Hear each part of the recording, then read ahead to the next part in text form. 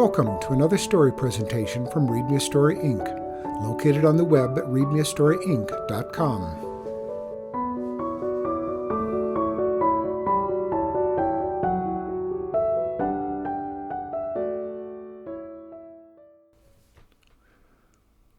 The San Jacinto Corn by Diane Bailey.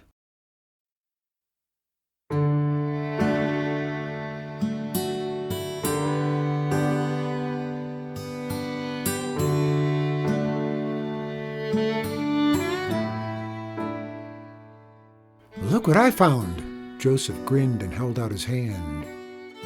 Well, I'll be, said Daniel, taking the egg. Wherever did you get this? Found a hen holed up in a tree hollow, Joseph said. Couldn't find her way down the river, I guess. Or didn't want to, rejoined his brother. Must be half of Texas and Louisiana by now. I guess it's getting mighty crowded, agreed Joseph. It was the spring of 1836, and hundreds of Texas colonists had traveled down the Sabine River to Louisiana to escape the advancing Mexican troops. Ever since General Santa Anna had massacred the Texas Army at the Alamo, the runaway scrape had raged through Texas like a human tornado, leaving a swath of abandoned farms as families fled Santa Anna's warpath. Joseph and Daniel had left home too, not for Louisiana, but to join the Texas Army. They both wanted to continue the fight for the cause Pa had died for at the Alamo, Texas's independence from Mexico. As the camp hummed with the noise of soldiers doing chores, Joseph prepared their morning meal. Hand me some of that flour, he said to Daniel. Joseph mixed the flour with the found egg and some water, then wrapped the dough around a stick and held it to the fire. As the bread cooked, the boys chewed a piece of boiled beef. Food had been scarce among the Texas troops, and the fresh beef and bread. They'd confiscated the flour from a Mexican supply boat just yesterday morning. Tasted especially good. Well, not bad, pronounced Daniel. Although if Paul was here, well, he'd bag us a rabbit, Joseph finished. He smiled, remembering that past Christmas. Paul had promised a hare and come home with, of all things, an armadillo. Well, I'm a farmer, he said with a laugh, not a hunter. Joseph was the same way. Like his father, he walked the fields, waiting for the corn to grow over his head, and thumping the striped green watermelons he'd persuaded his father to plant, drawing incredulous looks from neighbors who'd never seen the August hams. It had always been Joseph, not Daniel, who loved the farm, and it was Joseph who missed it. Yet, when they'd learned of Pa's death and Daniel announced he was leaving to join the Texas Army, Joseph knew he had to go too. No, you're only 13, Daniel had countered, trying to infuse his own 17 years with authority. It was not only his age, Joseph knew. He was clumsy and uncomfortable with a gun, like Pa. No hunter of animals, much less of men. Well, I want to be there, Joseph said. Well, who will tend the farm? Daniel reasoned. Mr. Peterson will watch the stock, Joseph replied, naming one of their few neighbors who hadn't deserted for Louisiana. The rest can wait. When we return, we'll work the farm together. That was 5 weeks ago. 5 weeks that Joseph had marched and shivered in the unending rain, gathering firewood and grinding corn until even his farm-calloused hands were sore. On this morning of 21 April, watching officers scuttling between their tents, Joseph knew he would see a battle. The tension in camp was tightening. 2 days ago, Sam Houston, the Texas general, had warned the troops to be ready for action, and now Santa Anna and his army were encamped less than a mile away. Across a field of bluebonnets, Joseph listened to the Mexicans' bugles call into the morning air and watched their flags waving confidently over breastworks of baggage and pack saddles. Now! Joseph snapped his head up as the sharp end of an order traversed the camp. He saw Houston standing imperiously over a junior officer, his burly 6'2" frame intimidating even from a distance. Like most of the Texas soldiers, Houston had no uniform, and his ragged beard and clothes gave him a slightly wild look. He did whatever he wanted, and it had earned him enemies in the army's upper ranks. But Joseph felt only admiration. Like most of the other common soldiers, he believed in Houston's unwavering desire to free Texas from Mexico. The morning had dawned bright, and the Texians saw a good omen in the sun shining on the soaked prairie for the first time in days. A colonel made his way through the camp, assessing the mood of the men. "Been ready to fight for a month," Daniel replied when the officer came to them. "We're waiting on nothing but the general's command." Finally, in the afternoon, a sentry perched in a pecan tree reported that the Mexican army was taking its afternoon siesta. Houston made his move. Riding confidently among the troops on his white stallion, Saracen, he said, "Now hold your fire, men, until you get the order." Joseph guessed the general's thoughts. Although the 900 Texians were outnumbered almost 2-1, they possessed the advantage of surprise, and more importantly the fuel of rage. Joseph reset his rifle on his shoulder for the 100th time, and fixed his gaze straight ahead on Houston. At last, at 3:30, the moment came. "Trail arms! Forward!" shouted Houston, galloping onto the field. Joseph charged with the other men. With paused memory choking his words, he shouted himself hoarse with the Texians' battle cry.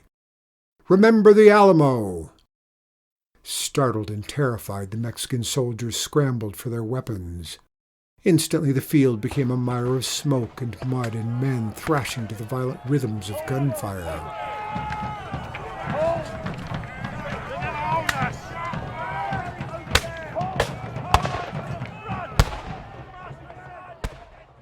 Joseph could not say later whether it was the chaos of battle or his own conscience that stopped him. But to the sounds of war he could add only the shouts of his anger, and not the shots of his gun.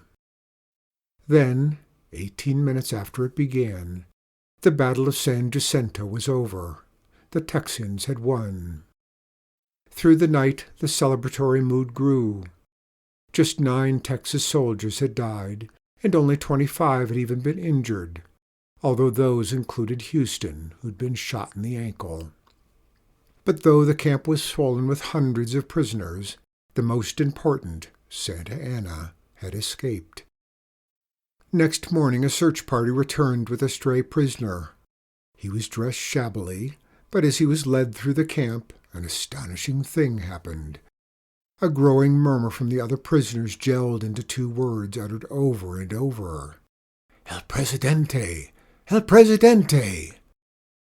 Somebody touched Joseph on the shoulder. He turned to see Daniel. "It's him," said Daniel. "It's Santa Anna." With curious Texas soldiers following, Santa Anna's captors escorted him to Houston. Under the headquarters tree, a stately live oak, Houston lay on a pallet. His shattered ankle was propped on his saddle, and his face was drawn tight with the persistent pain and the practiced control of ignoring it. But as his rival approached, Houston eased himself onto his elbow. He motioned for Santa Anna to sit on the only available seat, an ammunition box. Joseph and Daniel joined the group of men assembled to witness the meeting between the 2 generals. After a few minutes of terse conversation, Houston pulled a dry, partly eaten ear of corn from his pocket. "Sir," Houston said, "did you ever expect to conquer men who fight for freedom when their general can march 4 days with 1 ear of corn for his rations?" His booming voice intact, even if his body was not, Houston's words swelled in the silence. Santa Anna bowed his head slightly in acknowledgment. "Give us that ear of corn," called out one Texas soldier. "We'll plant it and call it Houston corn." Houston smiled, surveying his men. "Oh, yes, my brave fellows," he agreed. And Joseph heard the gentle farewell in his voice as Houston issued a final order to his men. "Give each one a kernel as far as it will go.